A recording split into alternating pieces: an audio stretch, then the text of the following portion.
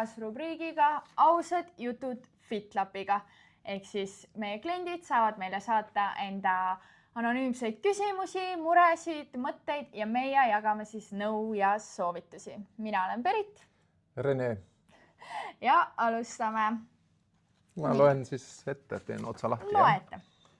Jätsin sügisel maha suitsetamisel. Pärast mida võtsin juurde 16 kilogrammi, sest midagi peab kogu aeg ju suus olema. Olen mitu korda uuesti alustanud toitumiskavaga. Paari nädalaga aga läheb juba mott alla, kuna muutus on 0. Võin käia 4-5 korda nädalas trennis. 2-3 kardiot, 2-3 jõusaali ja toituda 100% nagu peab ja ei midagi. Kuidas hoida motivatsiooni? Kaine mõistus proovib asja ilustada ja öelda mulle, et las keha kohaneb, aga see teine osa minust on lihtsalt pettunud. No nii. Kaine mõistus võtab õigesti. Et proovib asja et las keha kohaneb. Las keha kohaneb, jah. Just. Aga jah, eks ta on. Aga siit tulevad vist välja tegelikult päris mitmed teised probleemid ka võib-olla või? No mina algul jah vaatan, et suitsetamine ei maha on ju. No see on suhteliselt tavaline, et peale seda tekivad igasugust isud on ju ja peale seda on siis juurtud 16 kilo. Ja midagi peab kogu aeg tõesti on ju siis suus olema. Et see näksimine on seal tavaline. Siin on siis välja toodud on ju, et mitu korda oled alustanud ka toitumiskavaga ja siis paar nädalat nii-öelda pidanud ainult vastu ja peale seda on ju mott alla läinud, kuna muutust ei ole. No siin tegelikult tekib küsimus selles, et kas see 2 nädalat ollakse ikkagi 100% kavas, eks ju? Et jah, sest et ikkagi, kui tegelikult ikkagi täpselt jälgida kava ja veel olla aktiivne ka, siis see on väga nagu, et seda muutust tõesti ei tule, tundub natukene nagu võib-olla uskumatu. Ma võin öelda tegelikult, millal see tegelikult võib isegi nii olla. Kui on enne lihtsalt erinevate dieetidega keha nii ära kurnatud, et siis keha alles kohaneb ja tõesti ta võib esialgu isegi võib-olla natuke juurde võtta, sest sa hakkad sööma rohkem, kui võib-olla enne sõid, sest toidukogused on suuremad ja see 2 nädala jooksul see kaalu muutus ei pruugigi hakata kohe tulema. Et mina teeksin nii, et ma võtaksin tegelikult alguses kindlasti ka mõõdud, vaataksin neid ja 2 nädalat tegelikult tõesti on väga väike aeg. Selle ajaga ei pruugi veel olla kaalulangust näha, kui enne oled olnud mingisuguste ränkade dieetide peal ja keha on nii aeglane, keha ainevahetus on nii aeglaseks muutunud. Et tegelikult läheb mõni aeg, kui tuleb see ainevahetus uuesti normaalse toitumisega käima lükata ja siis hakkab ka rasva vähenema. No selles mõttes, et seda kindlasti, et see seedimine aeglustub tihtipeale, sest et tegelikult ka suitsetades ja see nikotiin ja need, võib-olla kui kohvitarbid tegelikult aitavad natukene sellel liikuda, mitte et see nüüd kindlasti kuidagi oleks on ju selles mõttes hea asi, mida teha, aga reaalsuses see tegelikult veidi niimoodi on. Et peale seda kindlasti alguses korraks see seedimine nagu võib-olla erroris. Ma arvan, et siin selle case'i puhul ei ole see teemaks, et on mingid erinevad dieete proovinud. Pigem on see, et on viimasel ajal järsku võtnud 16 kilo juurde, sest on nagu söönud, vaata nüüd hakkad palju sööma. Et kui ikkagi 100% kava jälgida, et siis ta tegelikult ikkagi peaks nagu liikuma. Minul tekib nagu mõte selles, et kas selle 100% kava jälgimise sees on ka olnud näiteks need kavavälised toidukorrad, mis tegelikult lähevad, ongi okei kava jälgimise juures, et sa näiteks teed nädalas korra selle kavavälise toidukorra, aga natuke ikkagi lõpus küsimus, et mida see kavaväline toidukord vaata tähendab ka. No see on üks asi, tegelikult teine asi on see, et mina kavavälist toidukorda kohe ei hakkaks esimene nädal tegema, et kui sa oled esmaspäev hakkad kavaga pihta või teisipäev, kolmapäev ja siis juba teed mõne päeva pärast kavavälise toidukorra, esimesed 2-3 nädalat võiks ikkagi ilma selle kavavälised toidukorrata läbi ajada ja siis, kui kaal langema hakkab ja kui kaal langeb soovitud tempos, siis ma lisaks need kavavälised toidukorrad juurde. No ma lihtsalt vaata praegu proovin ka mõelda, et mis siin võis olla enne see viga, nagu on ju, et korraks saad aru sellest, et tegelikult ei ole nagu asi selles, et asi ei toimi, on ju, vaata, et ikkagi midagi võib-olla on natukene nagu logisenud, et jah, korraks nagu vaadata seda. Ja siis nüüd mõeldagi on ju, et jah, et mida siis teha. Okei, ongi see, et jälgida kava 100%, mis tähendab tõesti jälgida kava 100% ilma, et kavaväliseid toidukordi on ju teha, et alguses saada nagu see asi nii-öelda liikuma, on ju, et see keha suudakski on ju kohaneda, sest et kui ka näiteks teha seda, et algul hakkad jälgima ja siis teed mingi kavavälise toidukorra, mis võib minna näiteks ka väga kaootiliseks, on ju, lappesse. siis see võib olla ikkagi see, et jällegi keha on ju korraks jälle šokis, hoiab jälle kõigest kinni, ta mõtleb jälle, et mis nagu toimub, et kui see asi tõesti lähebki nagu nii-öelda lappesse, on ju. Aga noh, siin on trennid juures ja nii edasi ka, et tegelikult ikkagi see kaal kindlasti peaks hakkama liikuma. Küsimus on selles ka, et kas sa võib-olla oled küsinud näiteks kliendi toelt ka abi. Noh, seda, et võib-olla tihtipeale ei tehta, aga üldjuhul on ka see, et näiteks kui sa hakkad kava jälgima, on ju, sul ei ole mingeid muutusi paari nädalaga, siis meil on nagu väga tugev kliendi tugi tegelikult, kes saab sind aidata, kes küsib sult lisa, on ju, küsimusi, noh, me isegi teeme, on ju. Seaded vaatab üle, on ju. Isegi teeme seda kliendi tuge, on ju, siin aitame samamoodi, et siin, noh, on natuke keeruline selles mõttes aidata kohe, sest me ei tea nagu nii palju detaile, et seal on nagu see, et kliendi toest me küsime on ju rohkem juurde mingid detailsemad asju, kuidas see toitud või ei toitu ja nii edasi. Ja sealt juba võib tulla midagi välja või siis saab anda nagu palju nagu paremaid, täpsemaid soovitusi. Aga kui siin on see küsimus, et kuidas hoida motivatsiooni, siis tegelikult on reaalsus see, et kui sa ikkagi jälgid kava, kui sa oled seal miinuskalora, siis kui sul on see kaloridefitsiit, on ju, siis su keha peab nagu hakkama seda rasva põletama. No siis ei ole mitte mingit võimalust, et keha ei põleta rasva. Et kui see kaal kohe ei liigu, noh, siis see võibki olla, on ju, ma ei tea, su keha hoiab seda vett kinni, keha täpselt on ju kohanebki. Ka tegelikult trennid on ju, näiteks jõutrennid ka, mina vähemalt tunnen küll ka hoiavad mul näiteks vett kinni, soolasemad toidud hoiavad vett kinni, on ju võib-olla. Et noh, mingid sellised asjad, et keha täpselt see kohaneb, et ta saab aru, mis nüüd toimub ja siis ta saab nagu ennast nagu vabaks lasta ja vabaneda siis on ju samamoodi võib-olla ka sellest veest ja kõikidest, ma ei tea, jääkainetest ja nii edasi, et kuidagi just see endale nagu teha selgeks, et kui ma tegelikult jälgin seda kava, kui ma olen kaloridefitsiidis, siis muud varianti ei ole, kui see rasv hakkab põlema. See kaal ei pruugi kohe kukkuda, aga see rasv sealt peab hakkama põlema. Et jah. Mina teeksin niimoodi, et ma kirjutaks kliendi toele. Me vaatame üle su kontoseadet, kas seal on kõik hästi ja siis jälgi 100% toitumiskava ilma kavaväliste toidukordadeta 6 aega. Ja selle aja jooksul ma luban, et su kaal hakkab langema, kui sul ei ole mingit meditsiinilisi näidustusi või probleeme. See on fakt. Et kui tegelikult ikkagi jah. Kui on miinuskaloras ja tervis on korras, siis kaal hakkab langema. Seal ei ole mitte mingisugust muud võimalust. Ja kui oled miinuskalora, siis. Just. Aga kirjuta meile, kirjuta. Et jah, kirjuta julgesti, saame täpsemalt vaadata üle, mis seal on. Ja sa leiad kliendi toes, leiad äpis ülevalt küsimärgi alt.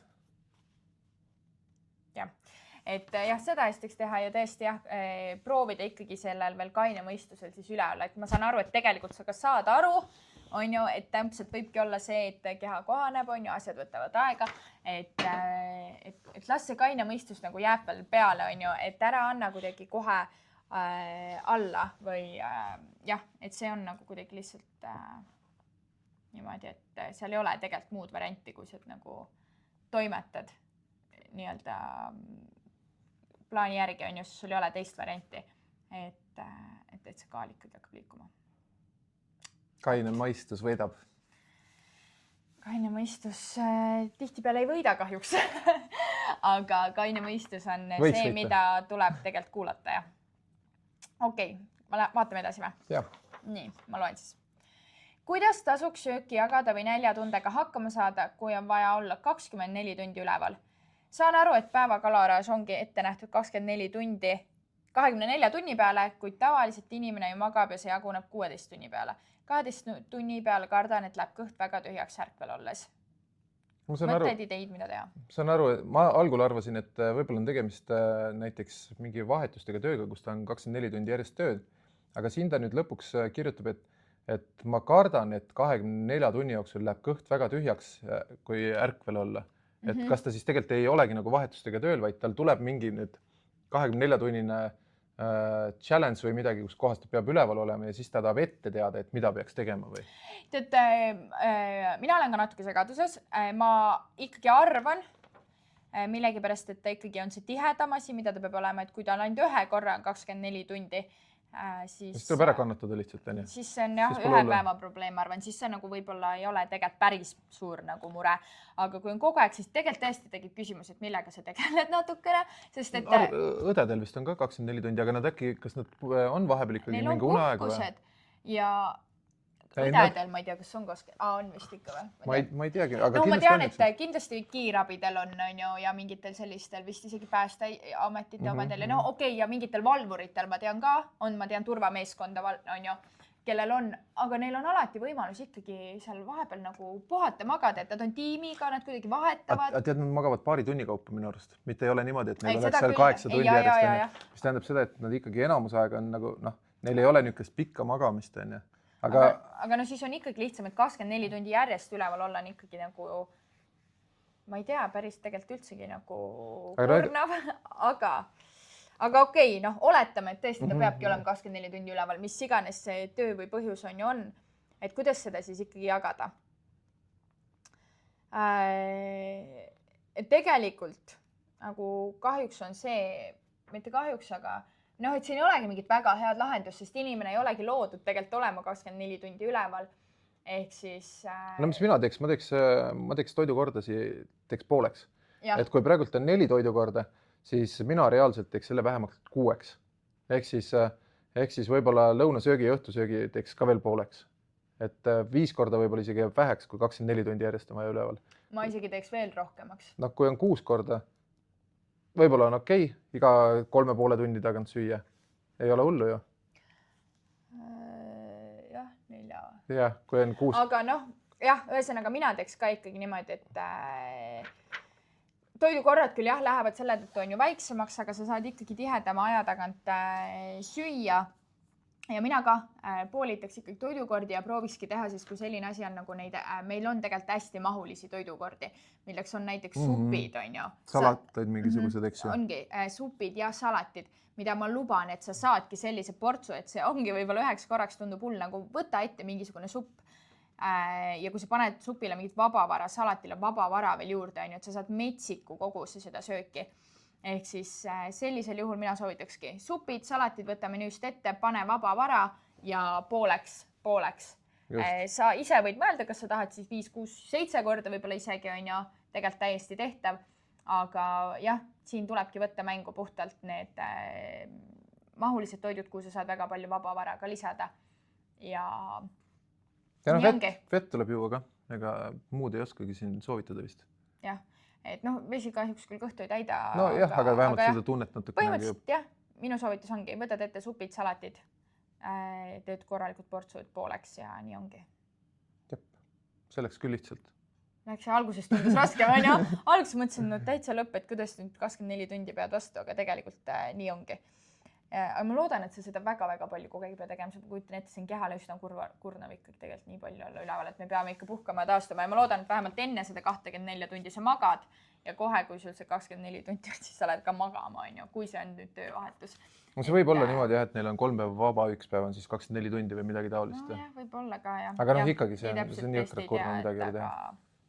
Aga jah, et kindlasti siis seal vahepeal ikkagi ilusti puhka, taastu, maga, et see on nii oluline ja ka näiteks kaalu langetamise puhul on väga oluline kehal ikkagi saada seda und, seda taastumist, et see uni mõjutab väga palju tegelikult ka ikkagi meie kaalu langetuse edukust. Et see ka kindlasti ikkagi seal juures oleks korras. Ja viimase teema juurde siis. Nii. Ma loen ise siis ära. No loe. Või tahad või? Loe. Okei. Kuidas mahutada enda söögi tegemised sellesse tihedasse graafikusse? Mul on kõik päevad nii tihedad. Jõuan perele lõpuks süüa teha ja siis söön seda ka ise. Aga see ei mõju mulle hästi. Kuidas selles segases ja kiires maailmas ikkagi FitLapi järgi toituda? Mis on soodsad toidud? Kuidas jõuda planeerida ja nii edasi? Vajan teiepoolset motivatsiooni ja mõtteid, mis aitaks tagasi rajale saada. Esimesele küsimusele on lihtne vastata ju, et teegi FitLapi järgi süüa tervele perele. Ma arvan, et nad on palju rõõmsamad, kui sellisel juhul, kui nad saavad iga päev ühekülgset tavalist toitu. Meil on väga palju kliente, kelle mehed ei tea, et nad FitLapi järgi söövad ja siis mõnda aega on söönud FitLapi järgi, nii et nad ise ei tea ja siis on naine kiita saanud, et kuidagi viimasel ajal on toit nii mitmekesine ja hea ja siis, kui naine ütleb, et tead, sa jälgid juba 6 aega FitLapi, siis mehel tekib ei. Ja siis, kui ta aru saab, et tegelikult on ju söök on ju parem ja kõik on hästi, siis nad rahunevad ja saavad aru, et tegelikult pere võib süüa vabalt FitLapi toite ja see on isegi mõistlik, sest miks peaks pere sööma ebatervislikult? No ei pea ju. Et jah, selle puhul ma ei tea, kas nad, kui need juba 6 aega toitud on, kas nad siis enam ütlevad ei, aga jah, seda ma olen ka kuulnud hästi palju, et alguses ütlevad, et kui naine ütleb, et hakkad FitLapi järgi toituma, siis on ei ja kui sa salajad ära, siis juba pärast on, et okei. Tihtipeale on olnud ka niimoodi, et kui on juba 2 söönud ja siis saavad teada, siis on ei, mina küll ei taha ja siis hakkavad mõtlema, aga tegelikult ju ma söön ju väga mõnusalt ja väga häid toite, et okei, ja leebuvad. Okei. Ühesõnaga, et jah, tõesti, perele teha ka nagu FitLapi järgi toitu. Meil on nii palju, nii lihtsaid tavalisi retsepte. Sa võid teha kartult ja hakkliakastet oma perele ja sa saad seda teha FitLapi järgi. Sa ei pea seda tegema. Ma tean, et neid toite tehakse niikuinii kodus, aga kuidas neid muidu tehakse, ongi võib-olla hästi rammusalt, on ju, kõik kogused kuidagi hästi tunde järgi, võib-olla väga ka kuidagi, ma ei tea, ongi väga rasvaselt ja mingi väga palju, ma ei tea, mingi nisujahudega, on ju, sa saad teha kõiki neid samu lihtsaid toite, sa saad pastasid, neid samu on ju lihtsalt kastmetega toite, igasuguseid samamoodi, ma ei tea, suppe on ju, kõik lihtsad tavalised toidud on olemas, mingi kartuli, mis see oli just üks päev, kartulijuustu vorm on ju, ahjus, väga hea, meil on ka mingisugused pitsa variante on ju, meil on enda tehtud nagu purksi variante, sa saad kodus teha on ju, sa saad kõike teha. Et meil on mingi lasagna retseptid, ühesõnaga nagu sul on kõik retseptid olemas. Kui sa leiad meie kavast mõne retsepti, mida ei ole näiteks tervislikus vormis, on ju, siis anna meile teada, me teeme selle tervislikus vormis ka ära. Okei, võib-olla päris suurt mingit torti me ei tee, on ju, aga soolased toidud kindlasti on nagu võimalik teha kõik põhimõtteliselt kohandada natukene ümber. Et tehagi perele ka tõesti neid samu toite. Et miks peaks üldse eraldi tegema, et kas sa tahad, et ainult sina tunneksid ennast peres nagu tervislikult hästi, et sinu keha oleks ainult kuidagi kvaliteetselt toidetud, on ju, või sa tegelikult tahad, et terve su perel oleks kvaliteetne kütus, hea enesetunne, palju energiat, on ju, et oleks nagu hea olla. Et see on jah, juba number 1 asi. Siis korraks lähen siit tagasi ka see tihe graafik, on ju. Jällegi toidu ettevalmistamine, ma ei jõua seda nagu ära korrutada kogu aeg, vaata, aga see etteplaneerimine, toidu ettevalmistamine on nagu nii suur osa ja samamoodi ka, kui sa teed ka perele neid toite, on ju, teegi siis see suur on ju hunnik niimoodi, et sa saad seda sama toitu, mis on sul tehtud nüüd FitLapi järgi tervele perele, sa saad võtta näiteks endale homme lõunaks kaasa. Võib-olla saate isegi ise süüa järgmine õhtu seda uuesti, on ju, mõnele ei sobi, võib-olla siis, aga sa saad võib-olla sealt ülejärgmise lõuna endale veel kaasa võtta, sul on juba sellega korras, et teha neid toite lihtsalt suuremas koguses ja see on nagu nii hea variant, et see, mis sa õhtusöögiks teed, sealt võtad kaasa ka järgmise päeva oma ja need mõlemad on sul täiesti head tervislikud variandid, et natuke lihtsalt seda planeerimist ette, et mis sa võib-olla kaasa võtad, mis sa nagu homme, ülehomme õhtuks endale kuidagi teed. Ja see ei ole tegelikult üldse keeruline, neid toite on ka nii lihtsaid asju saab teha, need ei võta sul kaua nagu aega, et paned need spagetid keema ja praed kana ja paned koore peale kõik kokku ja sul ongi nagu suure potitäie põhimõtteliselt on ju kanapastat olemas, sa saad sellest süüa, ma ei tea, mitu toidukorda.